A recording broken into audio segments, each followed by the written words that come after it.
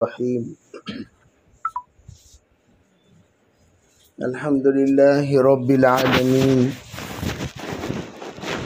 والصلاة والسلام على سيد الأنبياء والمرسلين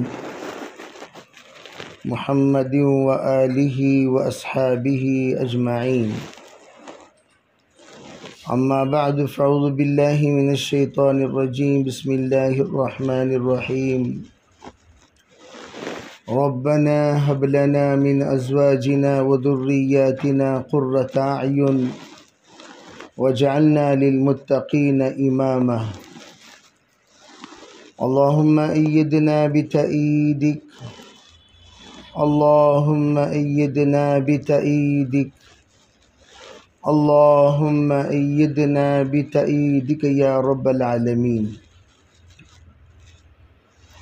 محترم معزز بھائیوں، بزرگوں، پردہ نشین محترم خواتین، اللہ تعالیٰ نے جس عظیم کام کے لیے ہمیں قبول کیا ہے، یہ انبیاء علیہم السلام کا کام ہے۔ انبیاء کا کام اس کام کو کہا جاتا ہے جس کام میں اللہ کے بندوں کو اللہ سے جوڑنے کی محنت ہوتی ہے۔ ہر وہ کام جو بھی اللہ سے جوڑنے کے لیے کیا جائے وہ سب انبیاء کا کام ہے۔ اسی لیے ہم لوگ جب دعوت میں چلیں گے وسعت قلبی کے ساتھ، وسعت ذہنی کے ساتھ، وسعت ظرفی کے ساتھ چلیں گے۔ ذہن میں بھی وسعت ہوگی، ظرف میں بھی وسعت ہوگا، اور قلب میں بھی وسعت ہوگا۔ اور جو ان تینوں چیزوں میں وسعت رکھے گا اللہ تعالیٰ اس سے وسیع کام لے گا۔ اسی لیے کہا جاتا ہے دعوت کا کام کرنے کے لیے دریا دل چاہیے۔ دریا دل، دریا دل کسے کہتے ہیں؟ دائی کا دل دریا ہوتا ہے۔ دریا وہ ہے جس میں ہر ناپاک پاک ہو جائے، ہر ناپاک پاک ہو جائے، اسے کہتے ہیں دریا۔ دریا کبھی ناپاک کو اپنے اندر رکھتا نہیں ہے، اس کی فطرت ہی نہیں ناپاک اس کے اندر رہ جائے۔ ہر ناپاکی کو دریا باہر نکال کر پھینک دیتی ہے۔ اسی لیے شاہ ظفر عثمانی نے ایک عجیب اشعار میں ڈھالتے ہوئے ایک عجیب بات کہی، کیف پیدا کر سمندر کی طرح جس قدر گہرائیاں خاموشیاں، یعنی سمندر کی طرح اپنے اندر کیفیت پیدا کرو جس کے اندر علم کے اعتبار سے، صفات کے اعتبار سے، طبیعت کے اعتبار سے، فکر کے اعتبار سے گہرائی ہوتی ہے، وہ ہمیشہ خاموش رہتے ہیں۔ خاموش طبیعت یہ دریا کی طبیعت ہے۔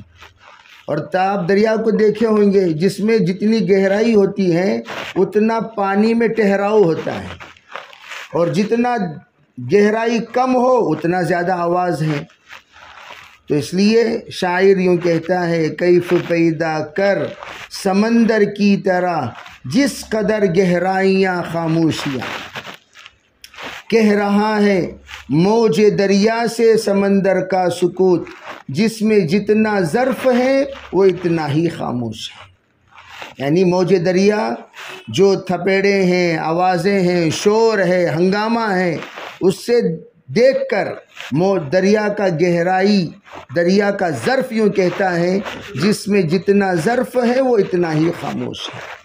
تو ہمارا کام خاموشی کے ساتھ رونے کا کام ہے۔ اسی لیے مولانا الیاس رحمۃ اللہ فرمایا کرتے تھے کہ بھئی ہمارا کام تو ران کا رونا ہے۔ جملہ عجیب جملہ ہے۔ اب پوچھا گیا حضرت یہ جملے کا مطلب کیا ہے؟ فرمایا جس طریقے سے ہر کھوئے ہوئے کو یاد کر کے بیوہ عورت روتی ہے، اسی طرح ہم امت کے حال پر صرف روتے رہیں، شب میں روئیں، دن میں روئیں، نمازوں میں روئیں، تعلیم میں روئیں، ذکر میں روئیں، جس جماعت کے اندر رونا ہے اس جماعت کے اندر روحانیت ہے، اور جس جماعت کے اندر رونا نہ ہوگا اس جماعت کے اندر روحانیت ختم ہو جائے گی۔ وہ جماعت جہاں چلتی ہے پھرتی ہے، چاہے صرف رونے کی جماعت ہو، وہ اس کا قیام ہدایت کا سبب بن جائے، اس کی نظر ہدایت کے سبب بن جائے، اس کا بول ہدایت کا سبب بن جائے، اس کا چلنا پھرنا ہدایت کا سبب بن جائے۔ جیسے میں خضرستان کی کارگزاری سنایا کرتا ہوں کہ خضرستان میں جس وقت دہریت کی محنت چل رہی تھی، حضرت مولانا سید احمد خان صاحب مکی رحمۃ اللہ علیہ جماعتوں کو روانہ کیا کرتے تھے۔ 4-5 جماعتیں آپ نے آزادی سے پہلے روانہ فرمائی۔ جماعتیں جب 2-3 جماعتیں جا کر کارگزاری سنائی، حضرت آپ ایسے علاقے میں بھیجتے ہیں جہاں پر کوئی کام نہیں ہوتا سوائے رونے کے، جاتے ہیں نماز پڑھتے ہیں روتے ہیں، مصافحہ کرنا جرم ہے، سلام کرنا جرم ہے، ہمیں ایسے علاقے میں کیوں بھیجتے ہیں؟ اور ذی استعداد جماعتوں کو ایسے علاقوں میں بھیج کر آپ ان جماعتوں کی استعدادیں کیوں کمزور کر دیتی ہیں؟ ان جماعتوں کو کیوں استحصال کرتے ہیں؟ ان جماعتوں سے صحیح طریقے سے فائدہ کیوں نہیں اٹھاتے؟ جماعتیں بڑی مضبوط بنتی تھیں، خضرستان کا رخ ہوتا تھا۔ تو حضرت فرمایا کرتے تھے، ارے بھائی میں کہاں روانہ کرتا ہوں ان جماعتوں کو خضرستان؟ جس وقت ایسی جماعتیں بنتی ہیں جناب محمد رسول اللہ صلی اللہ علیہ وسلم کا اشارہ ہوتا ہے اس جماعت کو آپ خضرستان روانہ کریں۔ کیوں؟ ان علاقوں میں رونے والے چاہیے، رونے والے، بولنے والے نہیں چاہیے، رونے والے چاہیے۔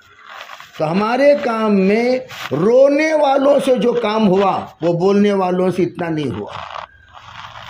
آپ اٹھا کر دیکھیں تاریخ، کام کی بنیادیں پوری دنیا میں جہاں پڑی وہ رونے والوں سے پڑی ہیں، بولنے والوں سے۔ بولنے والوں تو اب بنے ہیں، یہ بھی بولنے والے، وہ بھی بولنے والے، وہ بھی بولنے والے۔ آج کل تو مضبوط جماعت بولنے والوں کی کہی جاتی ہے، رونے والوں کی جماعتیں ہے کہاں؟ جماعتیں ہی ختم ہو گئی۔ ایک زمانہ تھا پوری جماعت میں ایک بھی متکلم نہیں ہوتے تھے، ایک بھی بات کرنے والے نہیں ہوتے تھے۔ مدراس میں ایک جماعت، ایک مسجد میں میں نے نماز پڑھی تو کہنے لگے اتنی بڑی شاندار مسجد جانتے ہیں کیسا؟ کہنے لگے اتنی بڑی مسجد آپ کے نانا کے رونے کی برکت سے قائم ہوئی۔ تو میں نے پوچھا کیسے؟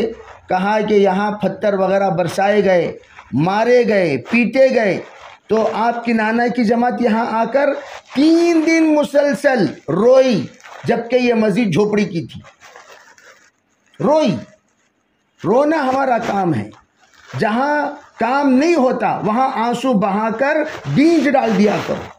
وہ بیج ایسی مضبوط بیج ہے، 10 سال ہو، 20 سال ہو، 30 سال ہو، 40 سال ہو، 50 سال ہو، کبھی نہ کبھی اللہ تعالیٰ اسے ایسی شکل میں رونما کریں گے، ظاہر کریں گے، ایسی شکل میں لا کر اسے اللہ تعالیٰ پھیلائیں گے، ہمارے تصور میں بھی وہ چیز نہیں رہے گی۔ چنانچہ کہتے ہیں 5 جماعتیں آ کر رو کر گئیں۔ جس وقت 92 میں آزادی ہوئی، آزادی ہونے کے بعد خود بخود جماعتیں آتی تھیں، دلوں کے اندر اللہ اس کی محبت ڈال دیتے تھے، آٹومیٹک آ کر لوگ جڑ جاتے تھے، آٹومیٹک۔ کس نے؟ خضرستان۔ کس نے بھائی اس کی محنت کی؟ ہاں جی۔ تو کس نے محنت کی؟ کسی نے محنت نہیں کی، اللہ کی طرف سے۔ وَمَن يَهْدِ اللَّهُ فَلَا مُضِلَّ لَهُ۔ اللہ کی طرف سے اگر ہدایت کے فیصلے ہو جائے اسے کون گمراہ کر سکتا ہے؟ جس وقت وہ جماعتیں گئیں یہ ایک بھی بات نہیں کی۔ ہم نے خود وہاں کے ذمہ داروں سے آخری دن پوچھا آپ لوگ تبلیغ میں لگنے کی سبب کون بنے ذرا بتائیے؟ وہ کہنے لگے ہم میں سے کسی کے تبلیغ میں لگنے کا کوئی انسان سبب نہیں بنا۔ جماعت آئی، ہم آٹومیٹک اس جماعت کے پاس چلے گئے، ہم اسے سننے لگے، ساتھ دینے لگے، رہبر بن گئے۔ ہمیں خود پتہ نہیں کہ یہ جماعت کے رہبری ہم کیوں کر رہے ہیں، یہ اللہ کی طرف سے ہوا ہے نظام۔ تو بہرحال ہم لوگ اللہ کے راستے میں آئے ہوئے ہیں تو 3 طرح کا ہم اللہ تعالیٰ سے خوب دعائیں کریں۔ ایک تو یہ ہے کہ ہم اللہ تعالیٰ سے رو رو کر نسلوں کی قبولیت مانگیں۔ بانج دائی وہ ہیں جو دعوت کا کام کر کے انتقال ہو جائیں، اس کے طرف سے کوئی دعوت میں نہ لگے، اس دائی کو بانج کہتے ہیں۔ یعنی بانج دائی کسے کہتے ہیں؟ جس کا کوئی شاگرد نہیں، جس کے طرف سے کوئی لگا نہیں، جس کے طرف سے دعوت میں کوئی آیا نہیں، جس کے طرف سے تعلیم کسی نے شروع کیا نہیں، یعنی گویا یہ انتقال ہو گیا، اس کے ایصال ثواب میں، اس کے کھاتے میں کسی کا نام نہیں چڑھا۔ اس لیے پہلا کام تو یہ ہے کہ ہم اپنے نسلوں کو دعوت میں لگانا، اور نسلوں کو، خاندان کو، پریوار کو، جیسے میں ساتھیوں سے کہا کرتا ہوں، بھائی کام اسے نہیں کہتے کہ صرف چلہ نکلیں تو ہم چلے میں دعوت کی بات کریں، چلہ نکلے، اور بعض لوگ ٹائم ریچارج دائی ہوتے ہیں۔ کیا دائی؟ ریچارج، خالی گشت میں گئے کہ تو دعوت کی بات کرتی، 2.5 گھنٹے کی ترتیب میں گئے دعوت کی بات کرتی، اس کے علاوہ زندگی میں دعوت کی بات کرنے کو مکروہ سمجھتے ہیں۔ ایسا نہیں، دائی 24 آورز دائی ہوتا ہے، ہمیشہ سانس جس طرح چلتی ہے اس طرح دائی اپنی دعوت میں ہوتا ہے۔ تو آپ دیکھ لیجئے پرانے ہمارے جتنے اسلاف گزرے ہیں، ان کی زندگی در و دیوار بھی دائی، ان کے چال و چلن بھی دائی، ان کا اٹھنا بیٹھنا بھی دائی، ان کے سفر و حضر بھی دائی، نکاح اور جنازہ بھی دائی۔ تو ابتدا سے لے کر انتہا تک ہمارے بول چال صرف دعوت کے نہ رہیں، بلکہ ہمارا مزاج دعوت کا بن جانا چاہیے۔ خصوصاً جس فیملی کے ساتھ ہمارا رشتہ ہے، دعوت کی فیملی ہے، دعوت کا گھرانہ ہے، دعوت کے جوڑے ہیں، تو دعوت کے جوڑوں کو تمام خاندان میں مثالی بننا چاہیے۔ اور آج کل دعوت کے جوڑے بھائی مفرد بن جاتے ہیں، بھائی ہم کسی نکاح میں نہیں جائیں گے، کسی جنازے میں نہیں جائیں گے، پھر کیا خاک کے دائی ہو تم؟ ارے کسی نکاح کے میں جانے سے آپ کو منع کیوں کیا؟ کس نے کیا؟ مقتدائے قوم۔ صرف حضرات علماء کو اس بات کی اجازت نہیں ہے جہاں پر غیر شرعی کام ہو وہاں حاضری دیں، لیکن دائی کو غیر شرعی کاموں میں جانا چاہیے۔ کیوں؟ تاکہ اسے شریعت والا بنائے۔ ارے بھئی آپ جائیں گے تبھی شریعت والے بنائیں گے۔ تو ایک خاتون ماشاءاللہ اسٹار شادی محل میں ایک داعیہ آئی تھی، اس نے کیا کیا؟ تمام جتنے بھی غیر شرعی کام ہو رہے تھے یہ بیچاری فضائل اعمال لے کر وہاں پہنچ گئی۔ نکاح کی محفل میں تمام بہنوں کو بلایا، تمام بہنیں جڑتی گئی، فضائل اعمال کے واقعات سناتے گئے۔ اسٹار شادی محل سب یہی موجود ہیں، اس میں ماشاءاللہ 400 عورتیں ظہر کی نماز ادا کی۔ کوئی شادی محل ایسا ہے کوئی بتا سکتا ہے جہاں خواتین نماز ادا کی ہو؟ لیکن داعیہ دخل فینا محمدی، جب داعی اور داعیہ کسی جگہ پر پہنچ جاتے ہیں نقشہ بدل دیتے ہیں، ذہن بدل دیتے ہیں، ماحول بدل دیتے ہیں، جذبہ بدل دیتے ہیں، ذوق بدل دیتے ہیں۔ اس طرح کا جذبہ والا ہمیں بننا چاہیے۔ تو اس لیے ہم اللہ تعالیٰ سے مانگیں کہ اللہ داعیانہ مزاج والا بنا۔ داعیانہ مزاج، وہ داعیانہ مزاج اللہ جس کا بنا دیتے ہیں اس کے تمام چیزوں میں اللہ دعوت کو بسا دیتے ہیں۔ پہلا کام تو ہمیں یہ کرنا ہے کہ دعائیں خوب مانگنا۔ دوسرا کام ہمارے صفات کا جائزہ لینا۔ حضرت مولانا سید احمد خان صاحب رحمۃ اللہ علیہ فرمایا کرتے تھے چار باتیں جن کے اندر موجود ہوں ان کے قبولیت عامہ ان کو نصیب نہیں ہوگی۔ پہلی بخالت، داعی کبھی بخیل نہیں ہونا چاہیے۔ بخیل کنجوس کہتے ہیں، کنجوس صرف مال کے اعتبار سے نہیں، علم کا بھی کنجوس ہوتا ہے، صفات کا بھی کنجوس ہوتا ہے، کردار کا بھی کنجوس ہوتا ہے، اخلاق کا بھی کنجوس ہوتا ہے، حشاش و بشاشیت کا بھی کنجوس ہوتا ہے۔ کنجوس صرف اس کا نہیں، مال خرچ کرنے والا صرف سخی نہیں ہوتا، علم خرچ کرنے والا بھی سخی، اخلاق خرچ کرنے والا بھی سخی، عادتوں کو دوسروں کے اندر سکھانے والا بھی سخی، اپنی نیک صفات کو منتقل کرنے والا بھی سخی۔ سخی اس کو کہتے ہیں جو ہر ایک کو کچھ نہ کچھ دیتا رہے، کچھ نہ کچھ دے۔ بھئی کسی کو آپ نے نصیحت کر دیا، کسی کو آپ نے سمجھایا، کسی کو آپ نے مسئلہ حل فرما دیا، یہ سب سخاوت کے اسباب میں شامل ہوتے ہیں۔ تو ہمارے اندر بخالت نہیں ہونی چاہیے۔ اور ادنا درجے کی سخاوت کس کو کہتے ہیں؟ مسکراتا ہوا استقبالی چہرہ۔ میں ہمیشہ کہا کرتا ہوں بھئی جلاد کی طرح رہو مت جماعتوں میں۔ کس کی طرح؟ تشکیلوں میں جاتے ہیں، جلاد نہیں ہیں ہم دائی ہیں۔ دائی کا چہرہ ویلکم فیس ہوتا ہے، جلاد کی طرح نہیں ہوتے ہم۔ نہ ہماری آواز میں جلادیت ہوتی ہے، نہ ہمارے کردار میں جلادیت ہوتی ہے، نہ ہمارے مزاج میں جلادیت ہوتی ہے۔ ہم تو پرایوں کو بھی اپنانے والے مزاج والے ہوتے ہیں۔ اپنوں کو تو ہم اپناتے ہی ہیں، پرایوں کو بھی ہم اپناتے ہیں۔ ایک تو یہ۔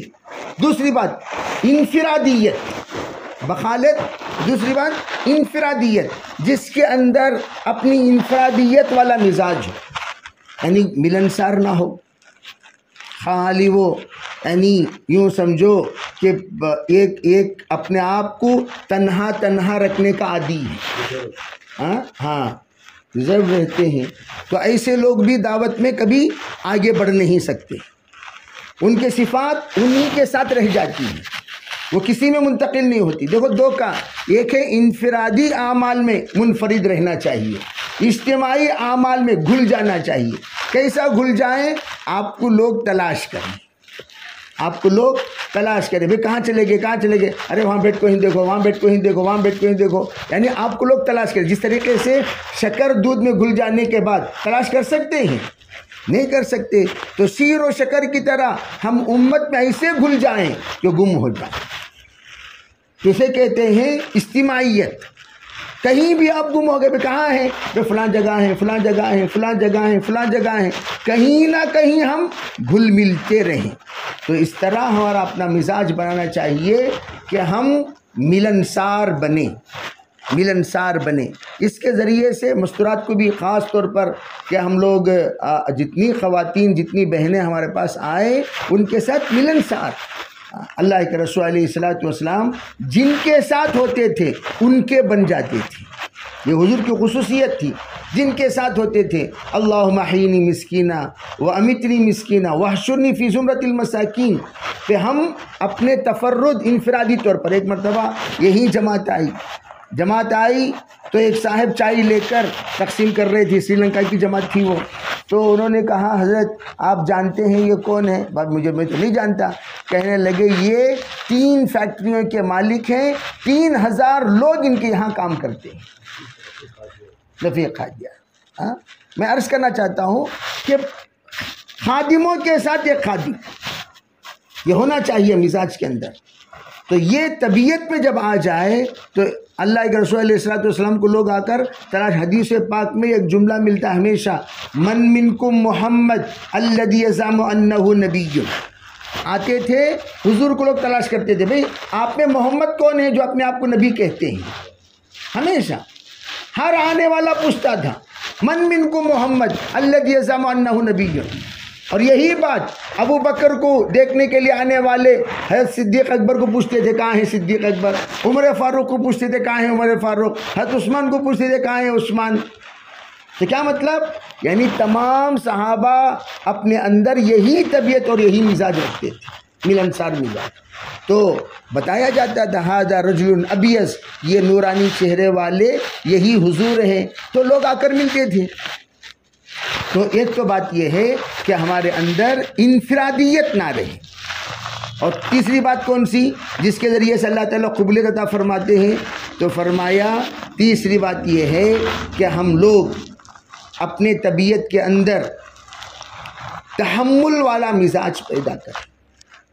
تحمل، حضور علیہ الصلوۃ والسلام بار بار حضرت عمر فاروق کے غصے پر، آپ بہت ساری گستاخیوں پر تلوار سونت لیا کرتے تھے، نکال لیا کرتے تھے، کہا اصبر یا عمر فإن الحلیم کاد ان یکون نبیا، عمر صبر کرو برداشت کرو۔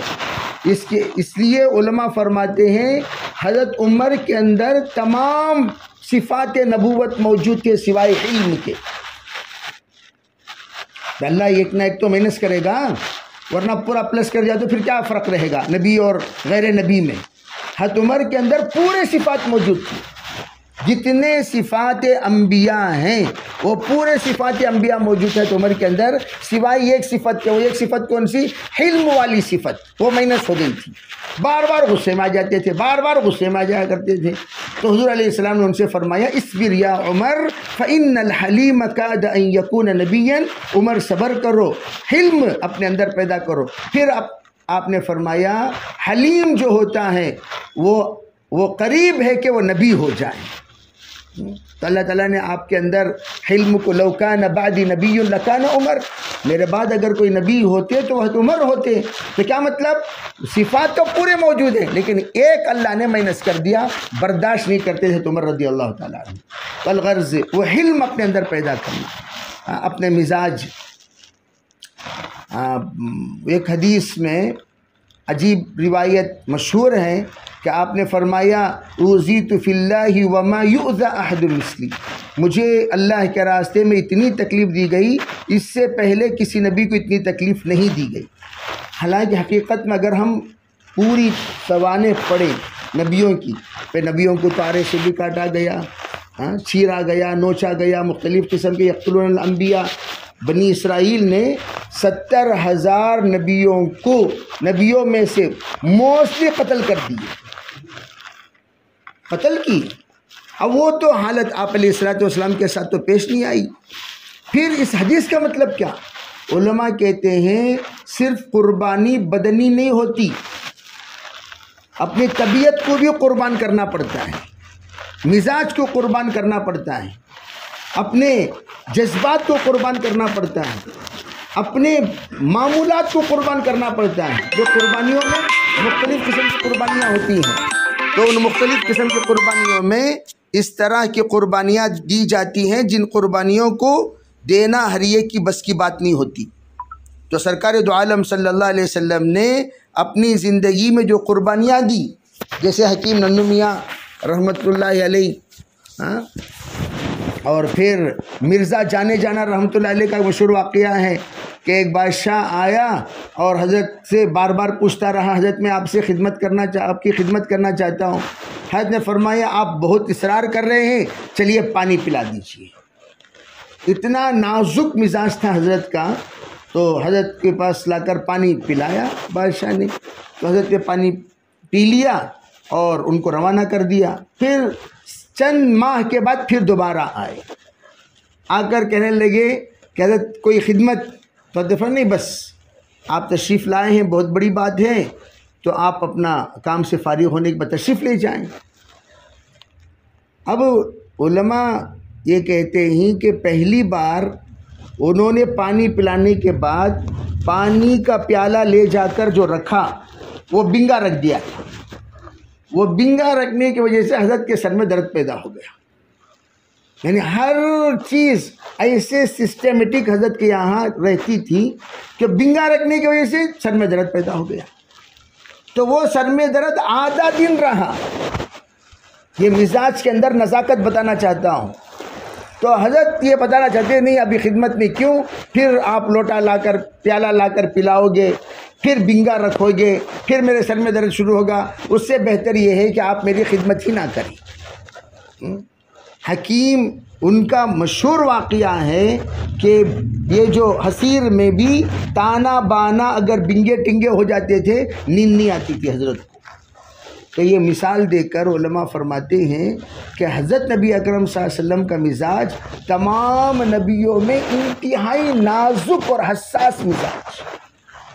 آپ کے لیے ایک ایک بول، جو بول لوگوں نے مکہ مکرمہ میں سنایا بازاروں میں، وہ ایک ایک بول ایک ایک موت کی طرح، ایک ایک بول آرے سے کاٹنے کو برداشت کر لیا جا سکتا تھا، لیکن حضور اکرم صلی اللہ علیہ وسلم کو ایک ایک بول جو سنایا گیا وہ کیسا تھا؟ آرے سے کاٹے جیسا، قتل کر دیے جیسا، اتنا زیادہ آپ کو۔ اسی لیے قرآن پاک میں اتنی صورتیں حضور کو تسلی کے لیے نازل ہوئی۔ انا اعطیناک الکوثر ہم پڑھتے ہیں، انا اعطیناک الکوثر حضور کی تسلی کے لیے نازل ہوئی۔ الم نشرح لک صدرک حضور کی تسلی کے لیے نازل ہوئی۔ والضحیٰ واللیل حضور کی تسلی کے لیے نازل ہوئی۔ اسی طریقے سے یاسین والقرآن الحکیم انک لمن المرسلین حضور کی تسلی کے لیے نازل ہوئی. سبحان الذی اسریٰ حضور کی تسلی کے لیے نازل ہوئی. معراج کا سفر حضور کی تسلی کے لیے نازل ہوئی. اللہ کو تسلی دینا پڑا بار بار. کیوں؟ کہ آپ علیہ السلام کے ساتھ جو برتاؤ ہوتا تھا، جو حالت پیش آتے تھے اور اسے جو آپ برداشت کرتے تھے، وہ برداشت یہ قتلوں سے بھی زیادہ. یہ ہے آپ نے فرمایا مجھے جتنا ستایا گیا وَمَا يُؤْذَى أَحَدٌ مِثْلِي، میری طرح کسی نبی کو اتنا نہیں ستایا گیا. ہر دن ایک ایک ضرب، ہر دن ایک ایک آزمائش. تو میں عرض کرنا چاہتا ہوں وہ تحمل پیدا کریں، ہم اپنے اندر وہ تحمل پیدا کریں، برداشت. بعض مرتبہ ہماری توہین لوگ کر دیتے ہیں. توہین بھائی مٹا دے اپنی ہستی کو، جو کہا جاتا ہے. تو دعوت کے کام میں ہم اتنا مٹا دینا، ہم اپنے آپ کو کچھ بھی نہ، ہمارے سے 100 گنا حیثیت سے کم لوگ بھی ہماری توہین کریں گے. تو حضور سے تو کروڑوں گنا حیثیت سے کم تھے وہ لوگ. حضور نے ان کی توہینوں کو برداشت کیا. امام الانبیاء ہو کر، سید المرسلین ہو کر، رحمت للعالمین ہو کر، شافع محشر ہو کر آپ علیہ السلام نے برداشت کیا. تو وہ برداشت ہم برداشت کریں. ان تمام توہین، ان تمام گستاخیوں کو ہم یوں سمجھیں کہ یہ سب کے سب ہمارے لیے ترقی کے راہیں ہیں، یہ سب ہمارے لیے آزمائش ہے، یہ سب ہمارے لیے اللہ کے طرف سے قبولیت ہے. یہ تمام چیزیں ہمیں سوچ لینا چاہیے. اور چوتھی چیز وہ ہے استقامت. تو استقامت، الاستقامت خیر من الف کرامہ. استقامت کے ساتھ جڑ جانا، جم جانا 1000 کرامتوں سے بہتر ہے. فاستقم، اللہ کے رسول کو بھی حکم دیا گیا فاستقم. اور حضور علیہ السلام نے فرمایا احب الاعمال عند اللہ ادومها وان قل. اللہ کے نزدیک سب سے زیادہ پسندیدہ عمل کم ہو ہمیشہ، کم ہو ہمیشہ. اور ہمارے یہاں اس کا مزاج بنائیں کہ روزانہ ہم لوگ دعوت کا مزاج، جسے حضرت مولانا سید احمد خان صاحب رحمۃ اللہ فرمایا کرتے تھے، جو روزانہ اپنا جائزہ لیتے ہیں وہ کبھی گمراہ نہیں ہو سکتے. گمراہ کس اعتبار سے؟ ذہنی اعتبار سے، عملی اعتبار سے، فکری اعتبار سے، صفاتی اعتبار سے. گمراہ کسے کہتے ہیں؟ ارے گمراہ کے معنی راہ راست سے ہٹ جانا، صراط المستقیم سے ہٹ جانا، انعمت علیہم سے ہٹ جانا. انعمت علیہم والی صفت پر رہنے کو شاہراہ کہتے ہیں، صراط المستقیم کہتے ہیں. اور انعمت علیہم کو چھوڑ کر غیر مغضوب علیہم ولا الضالین والی صفات اپنانے کو گمراہ کہتے ہیں. تو وہ گمراہ نہ ہونے کے لیے کیا کرنا چاہیے؟ جس طرح میں مثال دیا کرتا ہوں بھائی، ڈاکٹر، جتنے بھی ڈاکٹر ہیں وہ پیشنٹ کے اعتبار سے نگرانی متعین کرتے ہیں. نارمل پیشنٹ ہے بھائی دن میں 2 مرتبہ دیکھ لیے بس، دن میں 1 مرتبہ دیکھ لیے بس. سکرات کا پیشنٹ رہا تو ہر 10 منٹ کو دیکھتے کہ نہیں دیکھتے؟ کیا ہوا کیا ہوا کیا ہوا کیا ہوا کیا ہوا کیا ہوا. کرٹیکل کنڈیشن میں ہے وہ، کب انہیں سی ڈی پھونک دیتا نہیں معلوم، کون سی سانس اس کی آخری ہوتی ہے نہیں معلوم، دیکھتے رہتے ہیں. اسی طرح اہدنا الصراط المستقیم ہر انسان پر آزمائش روزانہ 5 مرتبہ ہوا کرتا ہے. روزانہ 5 بار تو ہر حال میں ہوتا ہے. اسی لیے 5 اذانیں، 5 نمازیں جو اللہ تعالیٰ نے ہمارے لیے متعین فرمائی، وہ کیوں؟ کبھی بھی اللہ سے مانگتے رہو، اللہ تجھے ذرا بھی ہٹے گا لاتا رہے گا، لاتا رہے گا، لاتا رہے گا، لاتا رہے گا، تو گمراہ ہونے سے بچے گا. لا تجتمع امتی علی الضلالہ. جماعت کے ساتھ نماز پڑھنے والے کبھی گمراہ نہیں ہو سکتے. ایک بیوقوف تنہا پڑھ رہا تھا نماز، اسے پوچھے کیا جی ہمیشہ جماعت المسلمین ایک جماعت ہے وہ تنہا نماز پڑھتی، تنہا. ان سے پوچھے کہ کو تنہا پڑھتی، اور قرآن پاک میں ہے نا ان الصلاۃ تنہا. इन सलाता तन्हा को तो तन्हा नमाज पढ़ रहा बेवकूफ़।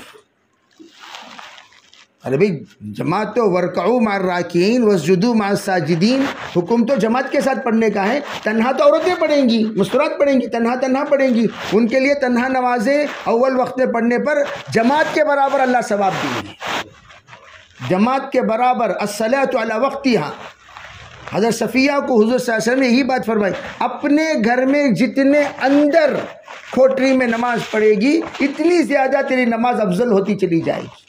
और अल्लाह का हुक्म है वक़र्न फ़ी बुयूतिकुन्ना, तो अल्लाह के हुक्म पर मस्तूरात अमल कर रही हैं। तो अज़ान हो तो अव्वल वक्त में नमाज़ पढ़े। मदीने मुनव्वरा जैसी जगह पर हुजूर ने घर में नमाज़ पढ़ने की तरगीब दी। तो आप अंदाज़ा लगाइए मस्जिद नबवी 2 नंबर पर है सवाब के एतबार से, इसके बावजूद अल्लाह के रसूल ने घर में, तो हम तो घर में नमाज़ पढ़ेंगे मस्तूरात तो, और मर्द हज़रात मस्जिद में। तो हज़रत ने फरमाया कि हम अपना जायज़ा लेते रहे, डेली सेल्फ जायज़ा, उसमें आकर सबके सामने कारगुजारी सुनाना ज़रूरी नहीं है।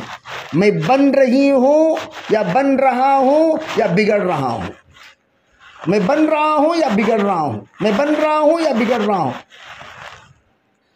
हमारे मौलाना दाऊद साहब रहमतुल्लाह अलैह फरमाया करते थे, अरे तू कितना बना कितना बिगड़ा तेरी बीवी से पूछेंगे हम। किसे पूछेंगे? तेरी बीवी से। और हज़रत मौलाना इस्लाम मेरे फरमाया करते थे, भाई मस्तूरात का जायज़ा असल जायज़ा होता है, तो वो बताएंगी कारगुजारी पे बिगड़े की बनेगी। मैं इसीलिए कहा करता हूँ भाई मस्तूरात 5 दर्जा देते थे। एक माशाल्लाह, आप पूछे भाई आपके शौहर, एक तो सुभान अल्लाह का दर्जा है, सबसे आला दर्जा सुभान अल्लाह का। आपके शौहर कैसे हैं? सुभान अल्लाह। आपके शौहर कैसे हैं? माशाल्लाह। नंबर 2, आपके शौहर कैसे हैं? अल्हम्दुलिल्लाह। हो गए भाई। फिर पूछे आपके शौहर कैसे हैं? ला हौला वला कुव्वता इल्ला बिल्लाह।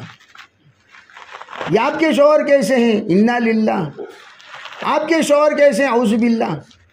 भैया 3 दर्जात नेगेटिव के हैं, 3 दर्जात पॉजिटिव के हैं, 3 दर्जात क्या हैं?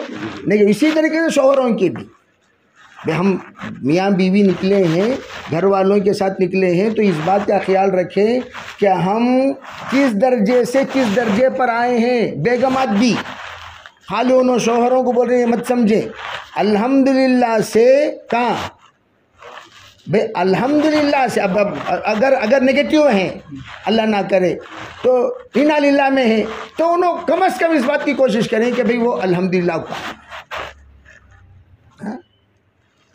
अल्हम्दुलिल्लाह को आए। अल्हम्दुलिल्लाह वाले आगे बढ़कर अपना दर्जा ऊपर माशाल्लाह को लाएं, माशाल्लाह वाले सुभान अल्लाह को लाएं।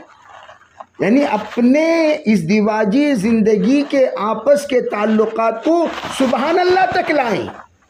ये है दावत की मेहनत। वरना तो भाई हम अपने आप को औलिया अल्लाह समझ जाते हैं, हमें बहुत हमारी विलायत कितनी है। एक साहब कहने लगे भाई अगर जैसे हम दूसरों को दम करते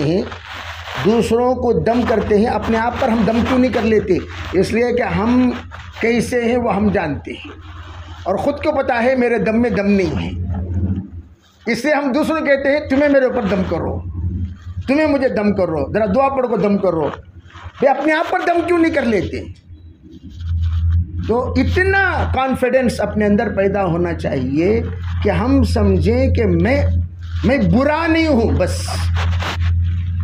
ये सबसे बड़ी बात हज़रत फरमाया करते थे, इतना कि आप और आपके रब इन दोनों के दरमियान मामला हो तो आप अल्लाह से इतना कह सके, अल्लाह मैं बुरा नहीं, मैं किसी के बारे में बुरा नहीं सोचता, मैं किसी के बारे में बुरा नहीं बोलता, मैं किसी के बारे में बुरा नहीं करता, मैं किसी के बारे में बुरा ख्याल नहीं करता। मेरा दिल सबके बारे में साफ़ है और मैं सबके बारे में अच्छा सोचता हूँ। इतना भी अगर आपके दिल की शहादत आपको मिल जाए, ये सबसे बड़ी शहादत है, ये मग़फ़िरत का पहला दर्जा है। इसीलिए कहा इस्तफ्ती नफ्सक, ये जो हदीस पाक में हुजूर ने फरमाया इस्तफ्ती नफ्सक, अपने आप से फतवा तलब करो। फ़इन्नहु खैरु मन इस्तफ्ताहु, तुम्हारा दिल बताएगा कि तुम कितना نیک ہو اور کتنا بد ہو۔ اس لیے عزیز بھائیوں، پردہ نشین خواتین، دنیا سے تو سب کو جانا ہے۔ ایک بات آخری کہہ کر وقت بھی ہو گیا۔ مولانا عبیداللہ صاحب رحمۃ اللہ فرمایا کرتے تھے ایک وقت آئے گا کہ ہم سب داعی کہلا تو جائیں گے دنیا میں، لیکن آخرت میں جب داعیوں کی فہرست اللہ نکالے گا ہمارا نام و نشان ہی نہیں ہوگا۔ کیوں؟ اس لیے کہ دنیا میں تو ہم جس کے لیے دعوت کی محنت کریں وہ لوگ تو ہمیں جانتے ہیں، امیر صاحب کی شکل میں، آپا کی شکل میں، دیگر تمام القاب کی شکل میں جانتے ہیں، لیکن اللہ کو ہم نے کارگزاری کو کارنامہ بنا کر لوگوں کے سامنے پیش کیا، لیکن اللہ جو اصل کارگزاری لینے والا ہے وہ جانتا ہے کون کام کر رہا ہے کون کام نہیں کر رہا۔ کارگزاری آئے تو کام کر رہی سمجھو نو کو۔ ایک بڑا مجمع وہ ہے آج بھی دنیا میں جو کام کرتا ہے کارگزاری نہیں سناتا۔ کارگزاری سنانے والے کام کم کرتے ہیں، کارگزاری زیادہ سناتے ہیں، اور کام کرنے والے کام زیادہ کرتے ہیں، کارگزاری کم سناتے ہیں۔ تو ہم صرف اتنا کہ ہم دنیا بھر کے لوگوں کو راضی کرنے کی کوشش نہ کریں اور دنیا بھر کے لوگوں سے پہچان کرانے کی کوشش نہ کریں۔ مجھے پہچانے، مجھے پہچانیے، مجھے پہچانیے، میں کون ہوں، میں کون ہوں، میں کیا ضرورت ہے بھائی؟ دنیا والے ہمیں کیا دے لیں گے بالآخر؟ کچھ بھی نہیں دے سکتے۔ جس سے پہچان کرانا چاہیے اس سے اپنا پہچان کروائیں۔ وہ اگر پہچان لیا ہمیں، پورے عالم ہمیں نہ پہچانے، ذرا برابر کوئی فرق نہیں پڑتا۔ اگر وہ ہمیں نہیں پہچانا، پورا عالم ہمیں پہچان رہا ہے، کیا فائدہ؟ تو اس لیے اللہ سے اپنا معاملہ درست رکھنا چاہیے ہمیشہ۔